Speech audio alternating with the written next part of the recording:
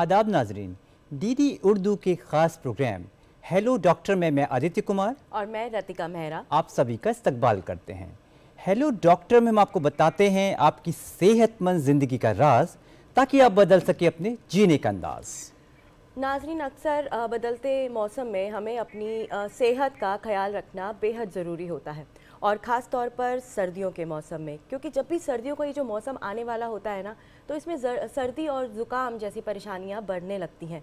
वैसे तो सर्दी और ज़ुकाम आमतौर पर देखा जाता है कि अपने आप ठीक हो जाते हैं, पर कभी कभार नज़रअंदाज करने से इन्हें ये किसी न किसी बड़ी बीमारी का भी रूप ले सकते हैं, जैसे कि निमोनिया। निमोनिया एक लंग्स का इन्फेक्शन है जो कि किसी भी बैक्टीरिया या वायरस की वजह से होता है।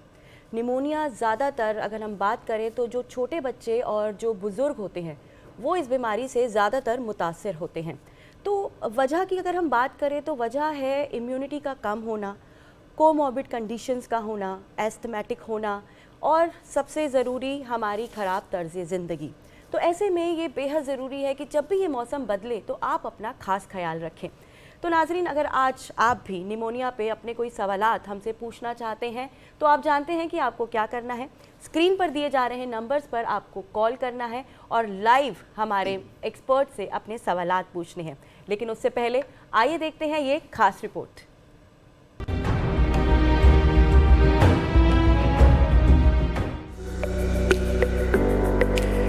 नाजरीन, मौसम की तब्दीली का हमारे जिस्म पर असर जरूर पड़ता है। जब गर्मी से सर्दी या सर्दी से गर्मी की जानिब मौसम तब्दील होता है तो कुछ बीमारियों का खतरा बढ़ जाता है। वैसे भी इंसान का मिजाज माहौल की निस्बत गर्म और तर होता है, और कुछ लोगों पर मौसम में तब्दीली का ज्यादा असर भी होता है। मौसम की तब्दीली के बायस सबसे आम शिकायत नज़ला जुकाम की होती है, और माहौलियाती आलूदगी इस तरह के मामलात में मजीद इजाफा कर देती है। खासतौर से जब मौसम गर्मी से सर्दी में तब्दील होता है तो इस अरसे में नज़ला आम तौर पर हो ही जाता है। लेकिन अगर इस नज़ले को नजरअंदाज किया जाए तो ये नमूनिया की शक्ल इख्तियार कर सकता है, जो एक संगीन मर्ज भी बन सकता है। नमूनिया दरअसल फेफड़ों का इन्फेक्शन है। ज्यादातर इन्फेक्शन बैक्टीरिया या वायरस की वजह से होता है, लेकिन कुछ मामले फंगस की वजह से भी होते हैं। निमोनिया एक मुतादी मर्ज की शक्ल भी इख्तियार कर सकता है, यानी एक से दूसरे को खांसी और छींक के जरिए फैल सकता है। निमोनिया आमतौर पर नज़ला या इन्फ्लुएंजा से शुरू होता है, जिसके बाद बीमारी के फेफड़ों में घर करने का इम्कान ज्यादा होता है। इससे एक या दोनों फेफड़ों की हवा की थैली में मलगम जमा होने लगता है। इसके बाद खांसी में इजाफा हो जाता है, बुखार में भी इजाफा हो जाता है, और सांस लेने में भी दुश्वारी होती है। निमोनिया एक ऐसा मर्ज है जो हर उम्र के लोगों में हल्की से शदीद बीमारी का सबब बन सकता है। ये दुनिया भर में 5 साल से कम उम्र के बच्चों में इन्फेक्शन की वजह से मौत की सबसे बड़ी वजह है। 60 साल से ज्यादा उम्र के अफराद या वो लोग जिनकी कुव्वत मुदाफियत यानी इम्यूनिटी कमजोर होती है, वो सर्दी के मौसम में निमोनिया का शिकार हो सकते हैं। इसके अलावा सिगरेट नोशी करने वाले अफराद में भी निमोनिया का खतरा ज्यादा होता है। दुनिया भर में 5 साल या उससे कम उम्र बच्चों की मौत का दूसरा सबसे बड़ा सबब निमोनिया है। हालांकि ये मर्ज ऐसा है कि इससे बचा भी जा सकता है और ये काबिल इलाज भी है। निमोनिया का मुकाबला एक सेहतमंद इंसानी जिस्म बआसानी कर सकता है। अलबत्ता बच्चों और बुजुर्ग अफराद के लिए इसका मुकाबला जरा मुश्किल होता है, क्योंकि उनकी कुव्वत मुदाफियत कमजोर होती है। सर्दी के मौसम में खास तौर से छोटे बच्चों और बुजुर्गों को एहतियात से काम लेना चाहिए। खांसी, बलगम, तेज बुखार, सांस लेने में तकलीफ, सर्दी लगना, सीने में दर्द होना, मतली और उल्टी, पट्ठों में दर्द, ये निमोनिया की कुछ वाज़े अलामात हैं जिनके जाहिर होते ही फौरन माहिर डॉक्टर से रुजू करना चाहिए। निमोनिया एक ऐसा मर्ज है जिसके बारे में ज्यादातर लोग वाकफियत रखते हैं, लेकिन फिर भी किसी भी बीमारी से मुताल्लिक ज्यादा से ज्यादा बेदारी फैलाना बेहतर होता है। इसीलिए हर साल 12 नवंबर को निमोनिया का आलमी दिन मनाया जाता है, जिसका मकसद हर सतह तक इससे मुताल्लिक आगाही आम करना है, ताकि इससे होने वाली अमवात की शरह पर काबू पाया जा सके।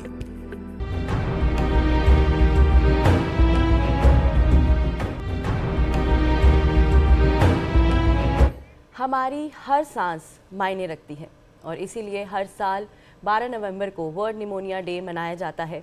मकसद वही है, बेदारी पैदा करना। वैसे तो हर खांसी या ज़ुकाम निमोनिया नहीं होता, लेकिन ज़रा सी लापरवाही जानलेवा हो सकती है। इसीलिए हेलो डॉक्टर में आज हम बात करेंगे कि निमोनिया के अलामात क्या हैं, इसके वजूहात क्या हैं और इसका इलाज क्या है। और इन्हीं सभी मौज़ूआत पर आज गुफ्तगू करने के लिए हमारे साथ एक्सपर्ट का एक खास पैनल। तो आइए आपका उनसे तारुफ कराते हैं। बिल्कुल, आइए आपका उनसे तारुफ कराते हैं। हमारे पहले एक्सपर्ट हैं डॉक्टर महेश कुमार लाल। आप कंसल्टेंट एंड प्रोफेसर हैं सफदरजंग हॉस्पिटल न्यू दिल्ली में। आपका बहुत बहुत खैर मकदम है, वेलकम है। हमारे दूसरे एक्सपर्ट हैं डॉक्टर प्रमोद कुमार। आप असिस्टेंट प्रोफेसर हैं जेनेटिक्स मेडिसिन डिपार्टमेंट में। जेनेटिक मेडिसिन उसको कहते हैं जहां वृद्धों का इलाज होता है, बुजुर्गों का इलाज होता है। आपका भी बहुत बहुत वेलकम है डॉक्टर साहब। हमारी तीसरी एक्सपर्ट हैं डॉक्टर अलका कपूर। आप all India institute of Ayurveda Delhi में डेप्यूटी मेडिकल सुपरिटेंडेंट के पद पे कार्यरत है। आपका भी बहुत बहुत वेलकम है मैडम। मेरा पहला सवाल डॉक्टर लाल आपसे है। डॉक्टर साहब, निमोनिया के लिए अवेयरनेस यानी बेदारी पैदा करने के लिए हर वर्ष ये दिन मनाया जाता है। निमोनिया नाम की बीमारी होती क्या है डॉक्टर साहब, इस विषय में हमें आप बताएं। सबसे पहले तो मैं उन दर्शकों का शुक्रिया करना चाहूँगा जो एक रोमांचक मैच छोड़ के हमारे साथ जुड़े हुए हैं। बहुत बहुत शुक्रिया। और अब आपके प्रश्न की तरफ मैं आता हूँ जी। तो निमोनिया एक फेफड़ों की बीमारी है, जैसे कि आपने भी दर्शाया था थोड़ी देर पहले जी। और ये देखा गया है कि ये बच्चों और बुजुर्गों में काफ़ी ज़्यादा हो जाती है और काफ़ी सीरियस भी हो जाती है। और एक तबका और है जिनके बारे में शायद हम बाद में बात करेंगे, जिनके अंदर भी ये चांसेस निमोनिया होने के काफ़ी ज़्यादा चांसेस होते हैं। और बदलते मौसम में, जैसे अब सर्दी अब शुरू हो रही है, इसमें भी देखा गया है कि चांसेस निमोनिया काफ़ी ज़्यादा हो जाते हैं। तो इसके अंदर नॉर्मली जो मरीज होता है उसको काफ़ी बुखार, हाई ग्रेड फीवर हो सकता है, 102, 103 तक बुखार, 104 तक बुखार हो सकता है, खांसी हो सकती है, खांसी के साथ बलगम हो सकता है। और अगर ज़्यादा ही निमोनिया बिगड़ रहा है तो सांस लेने में भी उसको परेशानी हो सकती है। ऐसे हालात में अगर सांस लेने में परेशानी है तो उस वक्त ज़रूरी है कि वो अपने डॉक्टर से सलाह मशवरा ज़रूर करें। बिल्कुल। तो डॉक्टर प्रमोद, इसी पे मैं आपसे पूछना चाहूँगी कि आप जैसे कि अभी बताया कि आप बुज़ुर्गों को देखते हैं, तो अगर हम सिम्टम्स की बात करते हैं तो सिम्टम्स में क्या जो छोटे बच्चे हैं और जो बुज़ुर्ग हैं, क्या इन दोनों के सिम्टम्स सेम होते हैं अगर निमोनिया की बात करते हैं? हाँ। तो दोनों में तो अगर हम किसी यंग आदमी से और किसी बुज़ुर्ग से कंपेयर करें तो यंग लोगों में बुखार, खांसी और सांस की दिक्कत ज़्यादा होती है, साथ में बदन दर्द और कमज़ोरी हो सकती है। अगर हम बुज़ुर्गों की बात करें उनमें क्या अलग होता है, तो हम देखेंगे कि उनमें बुखार कई बार नहीं होता है। अच्छा। बुखार या कम होता है। उनमें खांसी होती है बट वो बलगम निकाल नहीं पाते हैं, कई बार सूखी खांसी होती है। ओके। उनमें कमज़ोरी बहुत ज़्यादा होती है, कई बार उनको पता नहीं चलता है बट वो कमज़ोर हो जाते हैं। इसके अलावा हम देखते हैं कि वो खाना पीना छोड़ देते हैं, जो नॉर्मल रूटीन एक्टिविटी है वो कम हो जाती है, बात करना, चलना फिरना कम हो जाता है। ओके। इसके बाद हमने कई बार अस्पताल में देखा है कि पेशेंट इतने कमज़ोर होते हैं कि वो बेड से उतरते वक्त या वॉशरूम जाते वक्त गिर जाते हैं और वो अस्पताल आते हैं विथ अ फॉल, बट हमें बाद में पता चलता है कि उनको अंदर निमोनिया डेवलप हो रहा था जो कि उनको पता नहीं था। तो सब यहीं पे अगर हम बुजुर्गों की बात आपने की, हाँ। क्योंकि डिमेंशिया की बीमारी में भी अक्सर निमोनिया के मरीज देखे जाते हैं। हाँ। क्या वो भी अपनी प्रॉब्लम्स को बताने में असमर्थ रहते हैं और किस तरीके से आप पता लगा पाते हैं कि इनको निमोनिया की बीमारी है? हाँ, तो जैसे हमने कहा कि डिमेंशिया जैसी बीमारी में जहाँ हम खाना निगलने में प्रॉब्लम होती है, स्वॉलिंग डिफ़िकल्टी होती है या अवेयरनेस कम होती है, तो उसमें एस्पिरेशन के बहुत चांसेस होते हैं। और साथ में बैक्टीरियल निमोनिया, वायरल निमोनिया, इनके लिए भी हाई रिस्क होता है। इम्यूनिटी उनकी कम होती है, न्यूट्रिशन कम होता है, फिज़िकल एक्टिविटी भी कम होता है, तो उनमें रिस्क ज़्यादा होता है। तो उनमें हम कैसे देखेंगे कि अगर वो बता नहीं पा रहे हैं, तो ऐसे लोगों में हम उनकी जो रूटीन एक्टिविटी, जो डेली एक्टिविटीज़ वो कर रहे हैं, चलना फिरना, बात करना, अगर उसमें कोई कमी आती है, उनकी स्लीप साइकिल चेंज हो गई है, रात में नींद नहीं आ रही है और दिन में ज़्यादा सो रहे हैं, वो सुस्त पड़ हैं, कभी कभी वो बहकी बातें करते हैं, डिलीरियम हो जाता है उनको या पूरी तरह सेंस में नहीं है, तो ये सारे लक्षण होते हैं। साथ ही बुखार, सांस की दिक्कत वो बताएंगे नहीं, बट हम देख सकते हैं कि उनकी सांसें तेज़ चलने लगती है। सो बेसिकली हम ये समझे कि सिम्टम्स हमें उनके नज़र आते हैं। हाँ, जो भी ये सिम्टम्स आपने बताए बुजुर्गों में या जिनको भी ये परेशानी है, सिम्टम्स हमें नज़र आते हैं, तो इससे ये पता लगाया जा सकता है कि सामने वाले इंसान को कहीं ना कहीं कोई दिक्कत हो रही है और तुरंत हमें डॉक्टर के पास लेकर जाना चाहिए। इसमें मैं एक बात इसमें मैं जोड़ना चाहूँगा कि जैसा डॉक्टर साहब ने कहा कि जो सिम्टम्स की जो बात डॉक्टर साहब ने कहा, शायद इसमें थोड़ा सा और क्लेरिफाई करूँगा। जो हमारा जो युवा वर्ग है, यंग पॉपुलेशन और एल्डरली पॉपुलेशन जिनकी डॉक्टर साहब बात करें, इनमें सिम्टम्स सेम नहीं होते। डॉक्टर साहब शायद ये कहना चाह रहे हैं। बिल्कुल बिल्कुल। जो सिम्टम्स जिनकी बातें मैंने अभी करी, खांसी, बलगम, बुखार वगैरह, ये यंग पॉपुलेशन में ज़्यादा है। यंग मतलब हम बात कर रहे हैं 50-60 से नीचे की बात कर रहे हैं। इसीलिए मैंने पॉइंट आउट किया कि बुजुर्ग थोड़ा बुजुर्गों में क्या वर्ग आ जाता है। बुजुर्गों में अगर हम बात कर रहे हैं तो अगर हम सिर्फ इन्हीं सिम्टम पे जाएंगे तो काफ़ी हद तक हम निमोनिया को हम मिस कर जाएंगे। बिल्कुल। तो इसलिए इनमें बुखार कई बार नहीं होता, खांसी नहीं होती, बिकॉज वो इतने कमज़ोर है, खांस नहीं पा रहे हैं उनको। तो हमें डॉक्टर साहब ने जैसे बोला, हमें उनके डेली रूटीन को मॉनिटर करना है। क्या वो अवेक हैं, क्या वो खाना खाने में सक्षम है या नहीं, ज़्यादा सो तो नहीं रहे हैं वो, बातचीत कर रहे हैं नहीं कर रहे, ये सब लक्षण हमें देख के सोचना पड़ेगा कि शायद उन्हें कोई बीमारी है। जरूरी नहीं कि वो निमोनिया ही हो, वो भी हो सकता है। बिल्कुल। ये बात क्या है कि निमोनिया फेटल भी बहुत होता है। अगर हम बुजुर्गों के इन लक्षणों को नजरअंदाज करेंगे तो हो सकता है उनके लिए जानलेवा भी हो सकता है। बिल्कुल। तो डॉक्टर अलका, आयुर्वेद की अगर हम बात करते तो उसमें कहते हैं कि वात, पित्त, कफ, ये 3 चीज़ें हैं जिसकी गड़बड़ी के वजह से जो है हमें ये दिक्कत आती है। तो आप हमें थोड़ा सा अपने आयुर्वेदा में समझाइए कि निमोनिया क्या है और इसके सिम्टम्स क्या होते हैं, कैसे देखते हैं आप इसे? जी, आयुर्वेद में भी निमोनिया का बहुत अच्छे से वर्णन हमें प्राप्त होता है। इसको श्वसनक ज्वर माना है। जैसा कि आपने बोला कि हम इसको वात, पित्त, कफ की लैंग्वेज में देखते हैं, तो वात, पित्त, कफ में ये तीनों दोषों की गड़बड़ी से होता है। तीनों इसको सन्निपातज माना है, लेकिन फिर भी कफ की अधिकता इसमें ज़्यादा रहती है।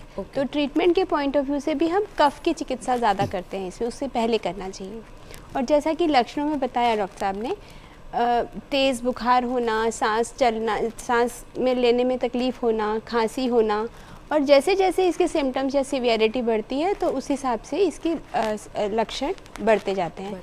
मैं एक और बात ऐड करना चाहूँगी कि जब बच्चों में होता है, मतलब जैसे 5 साल से छोटे बच्चे और बड़े जो बुजुर्ग हैं, उनमें ये टेंडेंसी ज़्यादा होती है। शीघ्रकारी तो इसको बताया है। तो बच्चों में एक पसली चलना बड़ा मेजर फैक्टर है, क्योंकि खांस वो भी नहीं पाते, बलगम चाहें तो निकाल नहीं पाते। तो एक रिट्रैक्शन, पसली चलना है, तेज़ सांस चल रहा है, आप हाथ लगाएंगे तो तेज़ सांस चल रहा है। और दूसरा जो इंटरकॉस्टल रिसेशन, मतलब जब वो सांस नहीं ले पाता है बच्चा, तो वो अपनी मसल्स का इंटरकॉस्टल मसल्स को यूज़ करता है, तो वो अंदर रिट्रैक्शन होता है, इंटरकॉस्टल मसल्स का रिट्रैक्शन, तो वो हम एक देख सकते हैं, वो एक निमोनिया का प्रमुख लक्षण है। अच्छा मैडम, अगर हम आयुर्वेद की बात करें, क्योंकि हमारे देश में बड़ी होलिस्टिक अप्रोच है, हमारी पुरानी पैथी भी काफ़ी इम्पोर्टेंट है, लेकिन निमोनिया में तुरंत आवश्यकता पड़ती है अटेंशन की। जी। तो आयुर्वेद में भी ऐसी, क्या आप अगर मान लो किसी व्यक्ति को निमोनिया होता है तो क्या वो किसी आयुर्वेदाचार्य के पास जाए तो क्या उसको किसी तरह का क्विक रिलीफ मिल सकता है? किस तरीके से? ऐसी कई बहुत आशुकारी चिकित्सा हमारे यहाँ उपलब्ध है।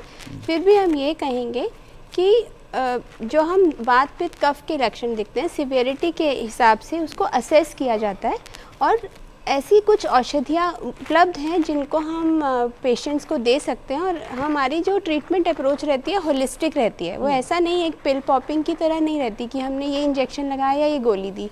हम उसका पूरे खान पान से लेकर पूरा, मतलब उसका कैसा खान पान होना चाहिए, उसको किन चीज़ों को अवॉइड करना है, किन चीज़ों को अधिक खाना है, किस तरह का उसका दिन भर की दिनचर्या होनी चाहिए, और उसके साथ हम दवाई देते हैं। बेसिकली आप पूरा उसका हिस्ट्री देखकर उसके हिसाब से फिर उसका ट्रीटमेंट करते हैं। तो डॉक्टर लाल, अगर हम रिस्क फैक्टर्स की बात करें यहाँ पे, तो रिस्क फैक्टर्स में जैसे हम समझते हैं कि एक तो कम्युनिटी बेस्ड रिस्क फैक्टर हो सकता है, एक इम्यूनिटी बेस्ड रिस्क फैक्टर हो सकता है, और एक मेजर रिस्क फैक्टर होता है हॉस्पिटल, मतलब जो लोग हॉस्पिटल में एडमिट हैं उन्हें ज़्यादा चांसेस होते हैं।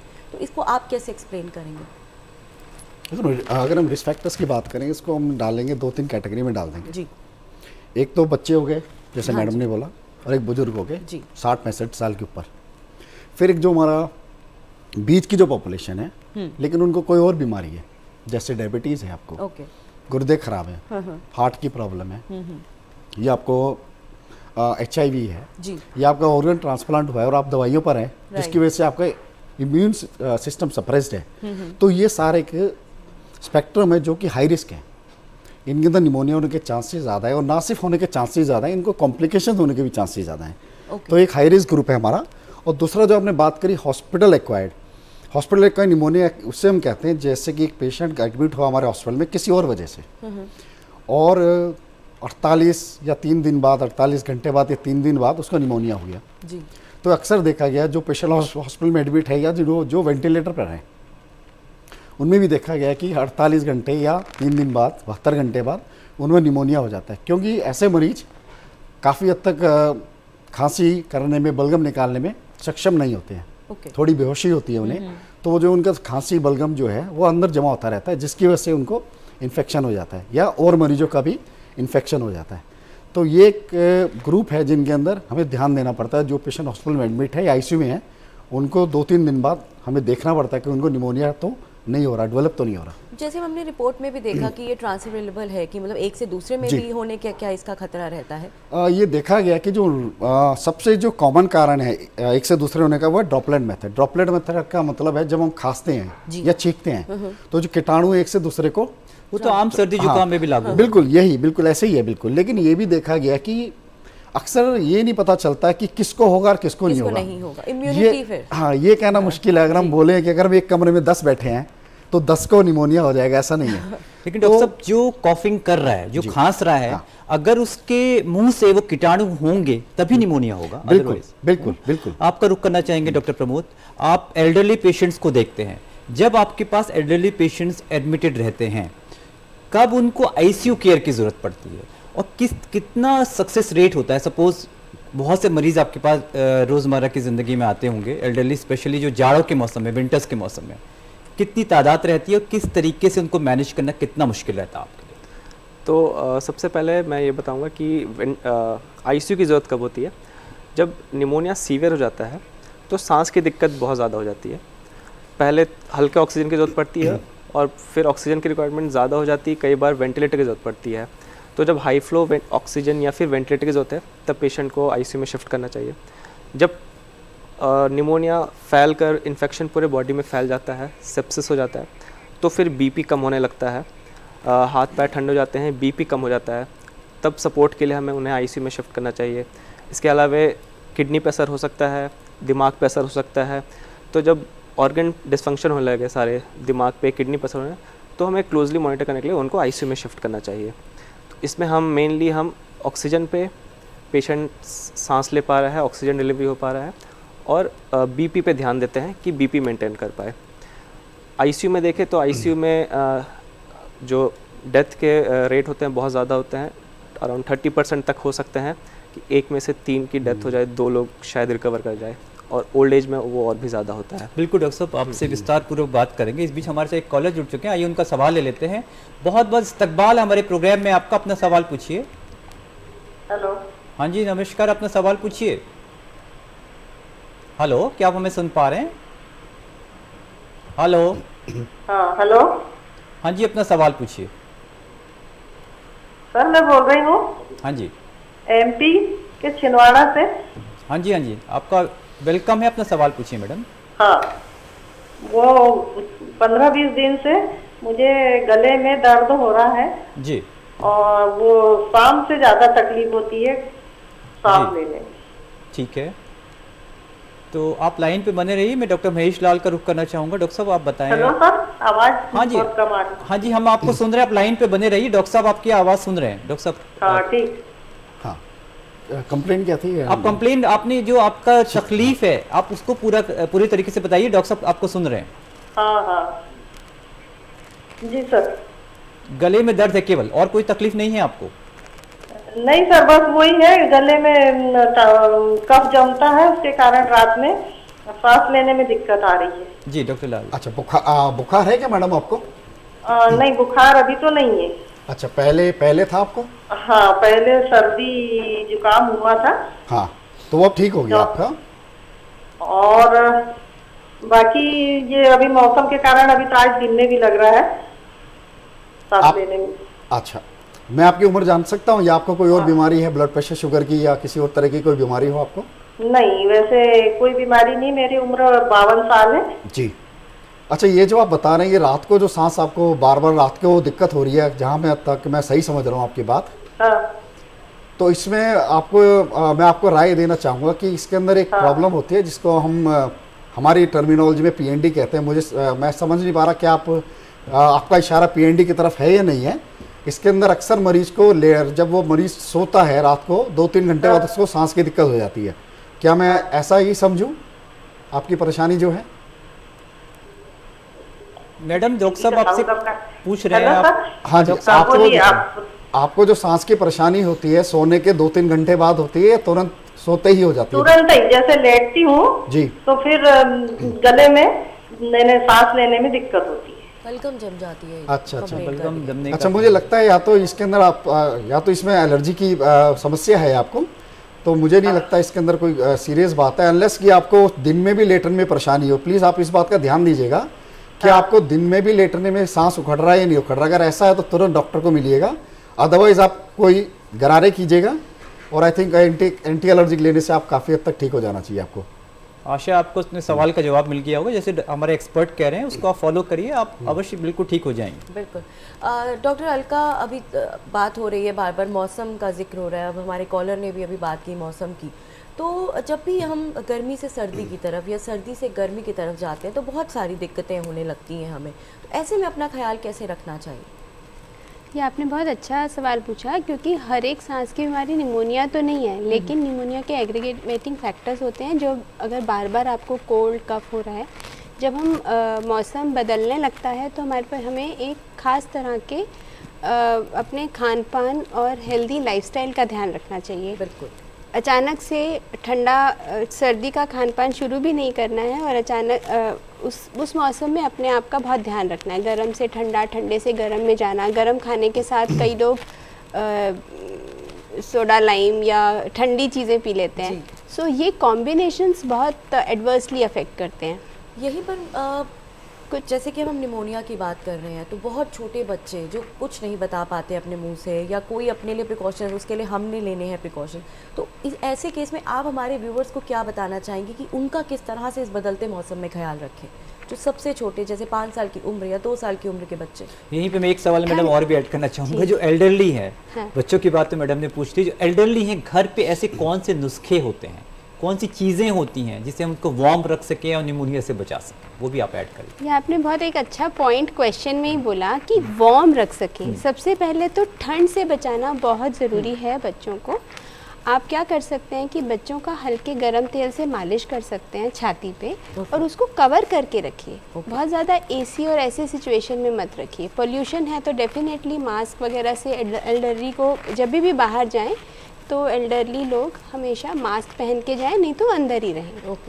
और जिन लोगों में रोग प्रतिरोधक क्षमता कम होती है, जिनका व्याधि क्षमत्व कम होता है, उनको यह बीमारी जल्दी अफेक्ट करती है।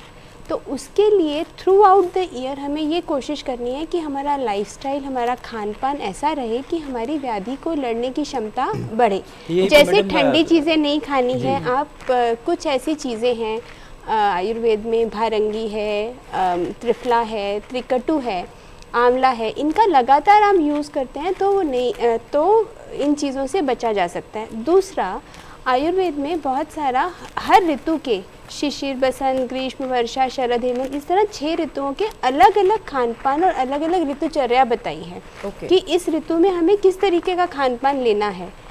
उसका अगर हम पालन करते हैं, स्मोकिंग से दूर रहते हैं और हम ड्रिंकिंग से दूर रहते हैं, तो हमारी व्याधि क्षमत्व बढ़ता है, इम्यूनिटी बढ़ती है, तो उससे हम इंक्रीज कर सकते हैं। बिल्कुल वही आपने हमें सवाल का जवाब दे दिया कि इम्यूनिटी जो है, जो रूट कॉज है, जो मुख्य कारण है, अगर हम उसको मजबूत करते हैं तो उसमें भी आप कुछ एडिशन करना चाहेंगे, किस तरीके से हम बेटर अपनी, क्योंकि जाड़ों में क्या इम्यूनिटी कम हो जाती है, बेहतर हो जाती है? छोटा सा एक नुस्खा बताती हूँ कि अगर बहुत हमें लगता है, अदरक का रस लेके, अदरक के रस को शहद में मिला के, मतलब जब इनिशियल स्टेज पे आपकी खांसी शुरू हो रही है, आप वो ले सकते हैं। दूध में हल्दी डाल के लिया जा सकता है। आजकल इतना पोल्यूशन है, अभी हमने कोविड में भी देखा, बहुत सारे लोगों ने आयुर्वेद को अपना के थोड़ा इम्यूनिटी अपनी डेवलप की। बाहर निकल रहे हैं तो अणु तेल लेके उसका दोनों नथनों में नस्से कर सकते हैं, या उसकी एक लेयर बना सकते हैं, तो वो बायोमास्किंग या डबल लेयर का काम करता है। तो जो भी हम इनहेल करते हैं या जो भी हमारा पोल्यूशन जाता है, तो वो वही उस पर चिपकता है, एक तरह से बायोमास्क बन जाता है। और कुछ ऐसी चीज़ें जैसे मैंने बताया, आंवला, गिलोय, ये हम लगातार यूज़ कर सकते हैं। लेकिन इसके साथ ये ज़रूर कहना चाहूँगी कि जहाँ भी आपको सिम्टम बढ़ते नज़र आएँ तो तुरंत वैद्य को या डॉक्टर को ज़रूर दिखाएं। क्योंकि जब निमोनिया डेवलप होता है या सांस, आपने शुरू में कहा था every breath counts, exactly, so that is very very important, हमें उसको बढ़ने नहीं देना है। बिल्कुल। तो जो आपने सिम्टम्स बताए ज़रूर ये इसको फॉलो करने चाहिए। सो डॉक्टर प्रमोद, मैं आपसे यहाँ पे पूछना चाहूँगी कि पॉल्यूशन की मैम ने अभी बात की कि पॉल्यूशन भी एक फैक्टर होता है। अगर एलर्जी की बात करें हम, तो यूजुअली देखा जाता है कि कुछ लोग एलर्जिक होते हैं, सुबह उठे अचानक से ज़ुकाम खांसी शुरुआत हो गई और कंटिन्यू वो चलता रहता है, तो क्या वो निमोनिया का रूप ले सकता है आगे चल के? हाँ, तो एलर्जी इन्फेक्शन से बढ़ता है, पर इसके कई सारे और भी कारण होते हैं। कोई पार्टिकल हो गया, पोल्यूशन हो गया, और साथ में अगर इनकी पहले से कोई दवा चल रही है तो ये कंटिन्यू करे उसे, और अपनी दवाइयाँ जो है रेगुलर ले। दूसरा, जैसे मैं आगे बताऊंगा, वैक्सीनेशन ले टाइम पे, ताकि जो सीजनल इन्फेक्शन होते हैं वो बार बार ना हो इनको। और एलर्जी से प्रिवेंट करने के लिए है कि जो एलर्जन है उससे दूर रहना है। अगर ठंड से एलर्जी तो ठंड से बचना है, अगर पॉल्यूशन से है तो पॉल्यूशन से बचना है, मास्क पहनना है। अगर किसी पार्टिकल से है तो उस पार्टिकल से बचना है। अगर जैसे गर्मी के वसंत में पोलन से हो जाता है एलर्जी, तो इनसे बचना है। जितना एलर्जन को दूर रखेंगे एलर्जी से बचेंगे। एलर्जी का कोई इलाज नहीं है, इनसे बचाव ही एक इलाज है, यही आप कहना चाह रहे हैं? इलाज भी है, इलाज के लिए हम दवाइयाँ देते हैं, पर बचाव है तो वो सबसे पहला इलाज है, सबसे पहला इलाज है अवॉइड करना। बिल्कुल। डॉक्टर लाल, आपका रुख करना चाहेंगे। अगर अभी हमारी बातचीत में 2-3 चीज़ें उभर के आई कि आईसीयू में इतने में से इतने मरीज ही बचते हैं, एक तो वो सवाल, दूसरा अब इन्होंने एक बात की थी एस्पिरेशन की, उसको भी आम भाषा में जो हमारे व्यूअर्स हैं उनके लिहाज से थोड़ा बताएं, और वेंटिलेटर में जो सर्वाइवल का रेट है, ये तीनों सवाल मैं आपसे पूछना चाहूँ। ठीक है, कि लेके चलते हैं। सबसे पहले हम बात करते हैं एस्पिरेशन की। एस्पिरेशन का अगर हम बात करें, इसका मतलब होता है कि मरीज जो है अपना जो सिक्रीशंस हैं उसको निगल ले और वो आपके फेफड़ों तक पहुंच जाए। तो नॉर्मली देखा गया कि हमारा जो गला है या गले के आसपास का जो हिस्सा है वहाँ पर नॉर्मल बैक्टीरिया वगैरह होते हैं, जो कि आम तौर पे कोई बीमारी प्रॉब्लम नहीं क्रिएट करते। लेकिन अगर वही बैक्टीरिया वगैरह जो अगर हमारे फेफड़ों तक पहुँच जाएँ तो वहाँ प्रॉब्लम क्रिएट कर सकते हैं। इस कंडीशन में निमोनिया भी हो सकता है या दूसरे लंग इन्फेक्शंस भी हो सकते हैं। इसको हम एस्पिरेशन बोलते हैं। डॉक्टर साहब, यही थोड़ा सा मैं और आपसे पूछना चाहूँगा, अभी क्लियर नहीं हुआ है कि एस्पिरेशन में अगर हम एक स्वस्थ आदमी है, एक हेल्दी आदमी है और एक बुजुर्ग है, तो हम भी अपने निगलते हैं तो सीधे विंड पाइप के थ्रू अंदर जाता है, तो बुजुर्गों में क्या अंतर आ जाता है? बुजुर्गों में, और जैसा आपने बोला हॉस्पिटलाइज पेशेंट्स में प्रॉब्लम यह है कि उनका जो इम्यून सिस्टम है, इम्यून डिफेंस सिस्टम है या खांसने की जो क्षमता है वो नहीं है। अच्छा। तो जो सिक्रीशंस है नॉर्मली अगर हम हेल्दी इंडिविजुअल है कोई तो खास के बाहर आ जाएगा, लेकिन जो बुजुर्ग है या हॉस्पिटल में जो मरीज एडमिट है वो सिक्रीशंस खास के बाहर नहीं निकाल पाता। अच्छा। तो सिक्रीशंस है, जो बलगम है वो वहीं पर जमा होता रहता है फेफड़ों के अंदर, और उसके ऊपर बैक्टीरियल इन्फेक्शन बढ़ता रहता है। अच्छा, डॉक्टर साहब कह रहे हैं वो बाहर नहीं आ पाता? हाँ, बाहर नहीं आ पाता। तो इस वजह से वो सिक्रीशंस या जो बलगम है वहाँ जमा होता रहता है, और वो जो बैक्टीरिया है वहाँ पर मल्टीप्लाई ग्रो होते रहते हैं और वहाँ पर इन्फेक्शन क्रिएट करते हैं। ठीक है। तो ये आपका एक सवाल था। दूसरा सवाल आप एस्पिरेशन का थोड़ा आईसीयू वेंटिलेटर के। हाँ, वेंटिलेटर में जैसे हमने भी बताया कि वेंटिलेटर से की प्रॉब्लम क्या होती है कि जो मरीज वेंटिलेटर पे है उनमें भी एक बहुत ज़्यादा चांसेस होते हैं वेंटिलेटर एसोसिएटेड निमोनिया जिसे हम बोलते हैं। तो ये देखा गया है कि 48 या 72 घंटे के बाद जो पेशेंट वेंटिलेटर पे है उनमें चांसेस होते हैं वेंटिलेटर एसोसिएटेड निमोनिया होने के, और इन्हीं मरीजों में डेथ रेट काफ़ी ज़्यादा हो जाता है। तो कैश भी वेंटिलेटर से ही होता है डॉक्टर साहब? हाँ, वेंटिलेटर से होता है, क्योंकि वेंटिलेटर में अक्सर देखा गया है कि वो जो होता है उसमें बैक्टीरिया या वायरस या वो रह जाते हैं जी, और वही जब दूसरे मरीज में लगता है तो उस मरीज को इन्फेक्शन हो सकता है उसकी वजह से। और आईसीयू का सर्वाइवल रेट?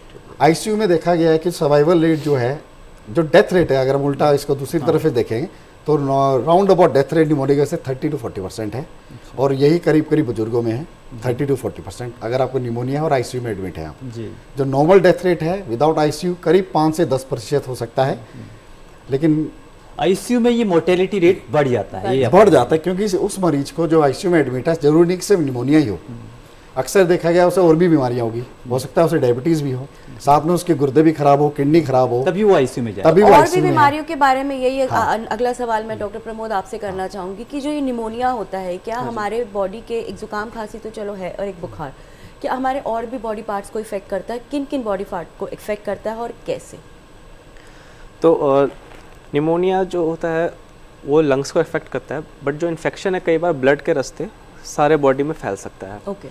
तो तब हम सेप्सिस बोलते हैं। उसमें फीवर बढ़ जाता है और फिर वो अगर किडनी तक जाता है तो किडनी फेल होने लगता है। ओके। पेशाब कम बनने लगता है, पेशाब बॉडी में जो चीज़ पेशाब के रास्ते निकलने चाहिए थे जो वो निकल नहीं पाते हैं, टॉक्सिन्स। फिर हार्ट पे असर पड़ता है, हार्ट कॉन्ट्रैक्टिविटी कम हो जाती है और हार्ट अटैक के चांसेस भी बढ़ जाते हैं उनमें। फिर कई बार दिमाग पे असर पड़ता है तो वो होश में नहीं रहते हैं और फिर थोड़े सुस्त हो जाएंगे, ड्राउजी, कन्फ्यूजन होगा और फिर कई बार वो बेहोश कोमा में भी जा सकते हैं।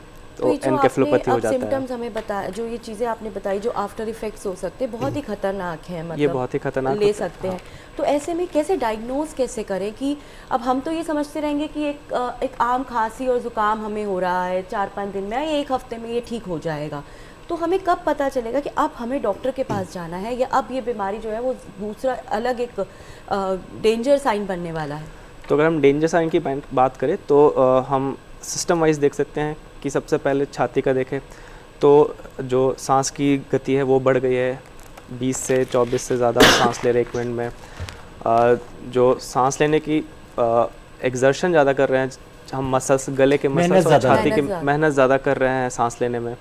फिर दूसरा हम ऑक्सीजन चेक कर सकते हैं, अगर ऑक्सीजन कम हो रहा है, बॉडी सैचुरेशन मेंटेन नहीं कर पा रही है बाकी कंपेंसेशन के बाद भी। फिर हम देखते हैं, हम अगर बाकी सिस्टम में जाए तो हार्ट का देखें तो बीपी कम होने लगता है, पल्स रेट बहुत ज़्यादा बढ़ जाता है। तो बीपी कम होना, उससे क्या होगा, आपके हाथ पैर ठंडे होने लगेंगे। ओके। फिर भाई जैसे कि दिमाग का बताया, पेशेंट सुस्त हो जाएगा, पहले बहकी बातें कर सकता है या फिर बिल्कुल नींद में सो जाएगा और फिर वो बढ़ गया तो फिर कोमा में भी जा सकता है, गफलत में आ जाता है, ये कहना चाह रहे हैं। बहकी बातों से आपका वही मतलब है। हाँ। डॉक्टर, सेप्सिस की आपने बात की, सेप्सिस को थोड़ा सा एलोबरेट, थोड़ा हम बेहतर तरीके से अगर आम आदमी के लिहाज से बता सकें तो बेटर होगा। हाँ, तो सेप्सिस बेसिकली जब कोई भी इन्फेक्शन होता है तो हमारी इम्यूनिटी उसके अगेंस्ट लड़ती है और उसको कंट्रोल करने की कोशिश करती है। पर जब इन्फेक्शन बहुत ज़्यादा हो जाए, हमारी इम्यूनिटी भी स्ट्रॉन्गर हो जाए, तो कई बार हमारी इम्यूनिटी ही हमारे बॉडी के अगेंस्ट काम करने लगती है और उसको कंट्रोल नहीं कर पाती है। इन्फेक्शन तो फैल जाता है और इम्यूनिटी जो होती है बॉडी के अगेंस्ट रिएक्ट करने लगती है। तो वो इम्यून सिस्टम बॉडी के अलग अलग पार्ट में जाके अलग अलग रिएक्शन करती है और उससे मल्टीपल ऑर्गन अफेक्ट होते हैं। लीवर ख़राब हो सकता है, किडनी ख़राब हो सकता है, ब्लड में ब्लड सेल्स कम हो सकते हैं, ब्लीडिंग हो सकती है और जैसे कि बीपी कम हो जाता है, शॉक हो जाता है, पेशेंट अपना बीपी मेंटेन नहीं कर पाता है और फिर सेंट्रल नर्वस सिस्टम या दिमाग पे भी असर होता है। बिल्कुल। तो ये सेप्सिस इज़ बेसिकली एक इंटरेक्शन होता है बैक्टीरिया का, जो फॉरेन ऑब्जेक्ट है, बैक्टीरिया, वायरस और हमारी जो इम्यूनिटी होती है, तो उसका एक काइंड ऑफ वॉर चल रहा होता है हमारी बॉडी में, जिसका असर सारी बॉडी पे होता है। जब हमारी इम्यूनिटी कमज़ोर पड़ जाती है तभी सेप्सिस आता है। इम्यूनिटी कमज़ोर पड़ जाती है और एक तरह से एक जो नॉर्मल इम्यूनिटी होती है उससे अलग वो अपने बॉडी को अटैक कर देती है, ऑटो इम्यून टाइप में। हाँ, सो इट्स। तो यहीं पे बार बार इम्यूनिटी की हम बात कर रहे हैं, तो ये जानना भी बहुत ज़रूरी है। चलो बड़ों में तो फिर भी जैसे अभी डॉक्टर्स ने बताया कि बड़ों के अंदर किस तरह से क्या, वही दोबारा बात करें बच्चों की, छोटे बच्चों में डाइट और ये न्यूट्रिशन, ये किस तरह से मेंटेन किया जाए कि उनको ये दिक्कत ही ना आए? क्योंकि मैडम आमतौर पे ये भी देखा गया है कि हम जो भारतवासी हैं, इंडियंस हैं, वो आयुर्वेद की तरफ एक रे ऑफ होप की तरह देखते हैं। अगर अपनी मदर का किचन दें या दादी माँ का किचन देखें तो उनमें उनको एक आशा नज़र आती है कि ठीक है, बाद में बोलिए पॉप अप करने से अच्छा है कि कुछ हमें घरेलू नुस्खे मिल जाएं तो हम बेटर हो सकें। उस बारे में आप हमें बताएं। बिल्कुल आपने ठीक कहा। जो मालनरिश्ड बच्चे हैं या फिर जो लो बर्थ वेट बेबीज़ हैं, उनको ये प्रॉब्लम आगे ज़्यादा आती है। और इस पे मैं एक चीज़ और ऐड करना चाहूँगी, क्या ब्रेस्ट मिल्क भी इसके अंदर इम्पॉर्टेंट फैक्टर है? बिल्कुल, ब्रेस्ट मिल्क तो ज़रूर 6 महीने तक ब्रेस्ट मिल्क ही देना चाहिए बच्चों को, बाहर की और चीज़ें नहीं खिलाना चाहिए। इम्यूनिटी से आयुर्वेद में 2 तरीके से ट्रीटमेंट होता है, एक होता है शोधन चिकित्सा, एक है शमन चिकित्सा। शोधन चिकित्सा जो हम कहते हैं मतलब इंटरनल जो है बायो प्यूरिफिकेशन करते हैं, बड़ों में कर सकते हैं बायो प्यूरिफिकेशन। कुछ ऐसा है कि अंदर से टॉक्सिन्स हम निकालते हैं, जिसके बाद पंचकर्म की सहायता से या पंचकर्म विशेषज्ञ की सलाह से बायो प्यूरिफिकेशन किया जाता है। उसके बाद जब हम कुछ और दवाइयाँ या कुछ ऐसा खान पान देते हैं तो बॉडी की इम्यूनिटी अपने आप इंक्रीज़ होती है और उसको टेकअप जल्दी करता है।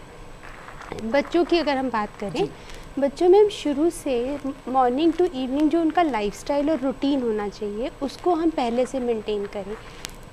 होलिस्टिक अप्रोच, इसीलिए आयुर्वेद को होलिस्टिक अप्रोच कहते हैं कि एक आध दवाई नहीं, उसको योगा करना है, जंक फूड अवॉइड करना है, टाइम से खाना खाना है, कोई मील्स अपनी स्किप नहीं करनी है। योगा में भी कुछ स्पेसिफिक योगा हैं, जैसे हम अगर प्राणायाम की आदत शुरू से डालें बच्चों में तो अपने आप लंग्स की एक एक्सरसाइज होती है तो वो टेकअप ज़्यादा अच्छे से कर पाते हैं और वहाँ पे उनकी स्ट्रेंथ इंक्रीज़ होती है। सिमिलरली अगर हम उसको डेली एक्सरसाइज वाला आदत डालते हैं तो कम्बैटिंग का मतलब वो अपनी डिजीज़ को ज़्यादा अच्छे से कम्बैट कर पाता है।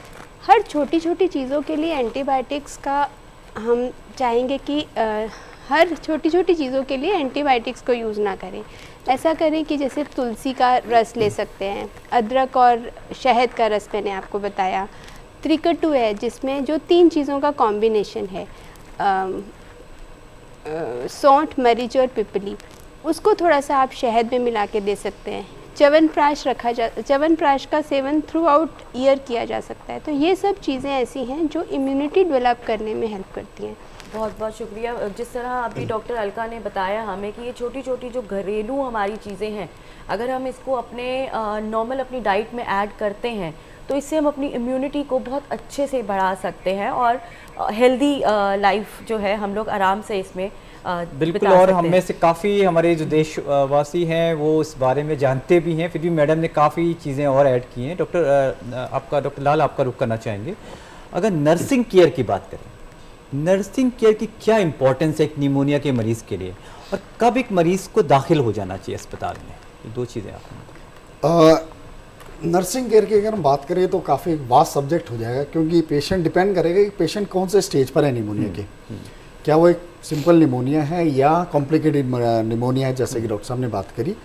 क्या वो मरीज अपने होश में है या बेहोश है या उसे और भी कोई परेशानियां हैं, तो इसके अंदर डिपेंड करेगा कि मरीज किस अवस्था में है, उसी हिसाब से नर्सिंग केयर दी जाएगी। कैसी हालात है उस पर डिपेंड करेगा। हाँ, उस पर डिपेंड करेगा कि अगर मरीज बेहोश है तो जैसे हमने अभी एस्पिरेशन की बात करी, ऐसे मरीजों में जो मरीज बेहोश हैं तो उसके अंदर एस्पिरेशन का रिस्क बहुत ज़्यादा है, तो उसके अंदर नर्स का एक बहुत बड़े कर्तव्य बन जाता है कि उसे वो देखे कि किस तरह फीडिंग करी जा रही है उसको, क्योंकि अक्सर गलत फीडिंग से भी एस्पिरेशन हो सकती है।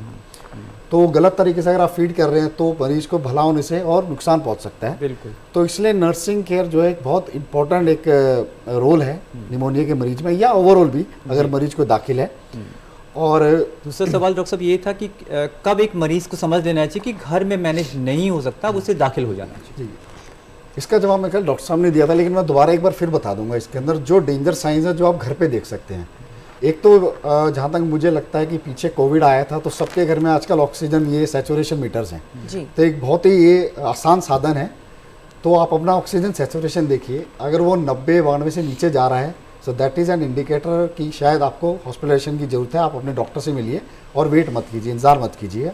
दूसरा, अगर आपकी सांस लेने की तो जो गति है 30 से ऊपर है 1 मिनट में, तो अगर आप 1 मिनट में 30 सांस से ज़्यादा ले रहे हैं तो वहाँ भी आपको लग सकता है कि हो सकता है कि आपको शॉर्टनेस ऑफ ब्रेथ की बात नहीं, शॉर्टनेस ऑफ ब्रेथ अलग चीज़ हो गई, वो हो गया सांस लेने में दिक्कत। यहाँ पर कितनी बार 1 मिनट में आप सांस ले रहे हैं, तो अगर आप 1 मिनट में, जैसे मैं कहना चाहूँगा, अगर आप नॉर्मल होती है, अगर आप 30 से ज़्यादा ले रहे हैं 1 मिनट में, तो हो सकता है कि आपका जो निमोनिया है वो अंदर ही अंदर बिगड़ रहा है। अच्छा, अगर आप अपना ब्लड प्रेशर चेक कर सकते हैं घर पर तो बहुत अच्छी बात है। अगर आपका ब्लड प्रेशर नॉर्मल से नीचे जा रहा है, उस अवस्था में भी आप बिल्कुल एडमिट हो जाइएगा।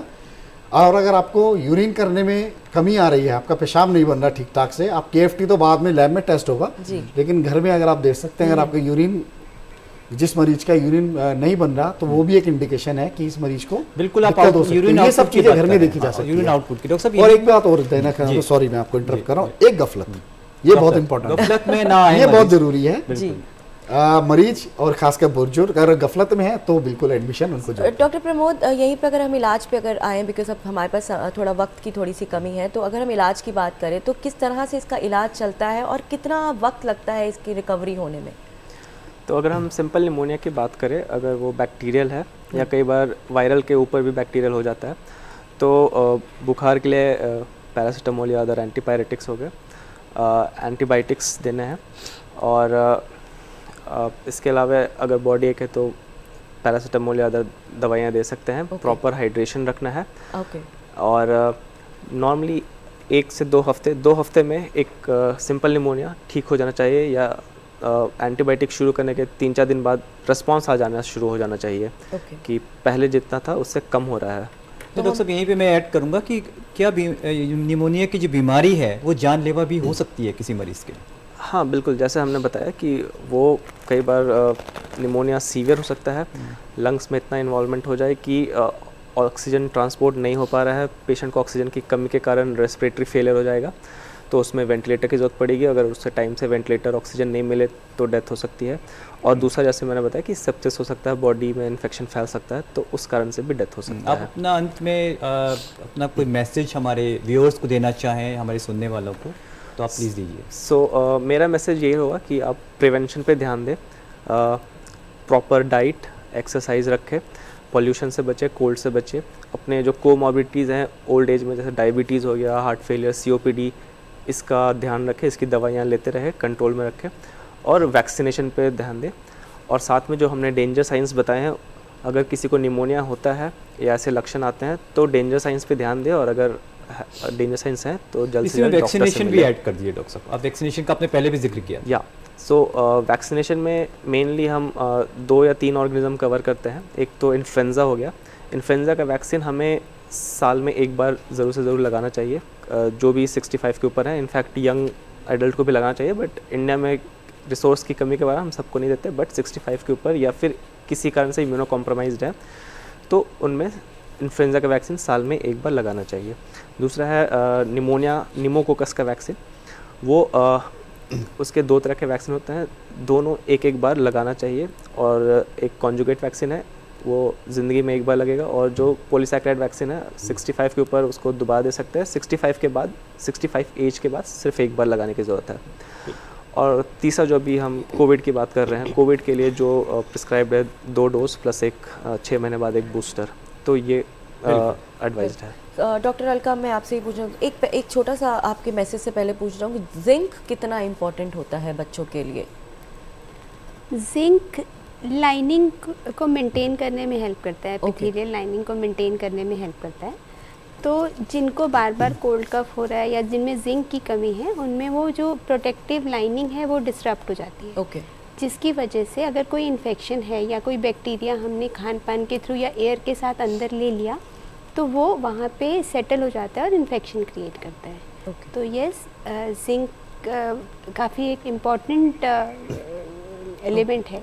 ठीक है, और यहीं पे साथ के साथ एक मैसेज आप हमें बताइए please. Since we are saying every breath counts, हर सांस की इम्पोर्टेंस है, तो prevention is better than cure.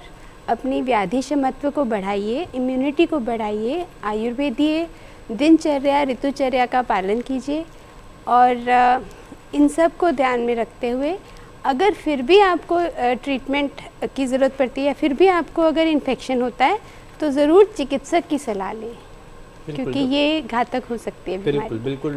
Doctor Mahesh लाल, आपका रुख करना चाहेंगे, आप क्या मैसेज, क्या पैगाम देना चाहेंगे हमारे व्यूअर्स को?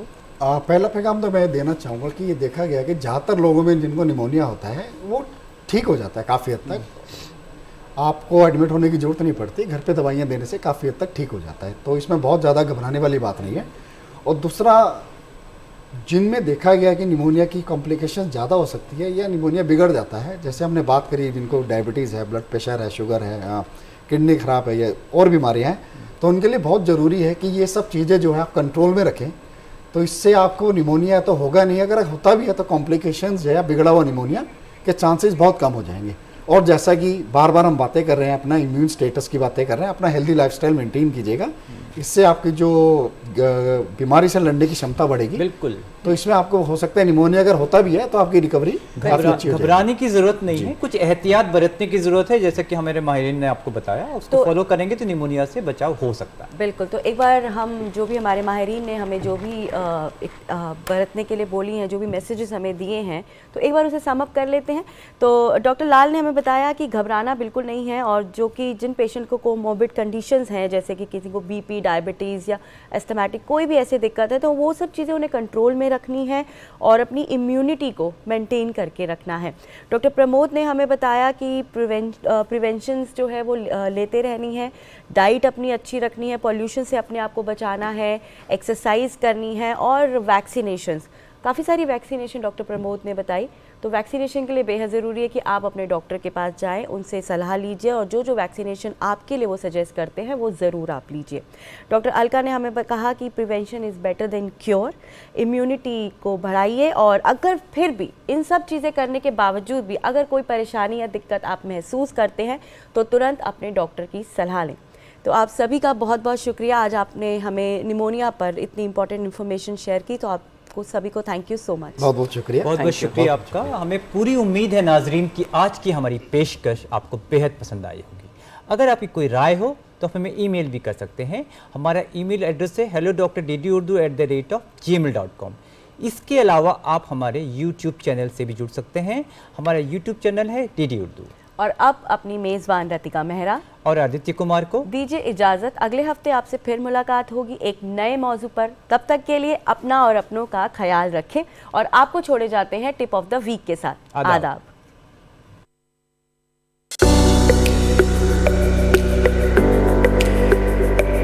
नमूनिया फेफड़ों का इन्फेक्शन है।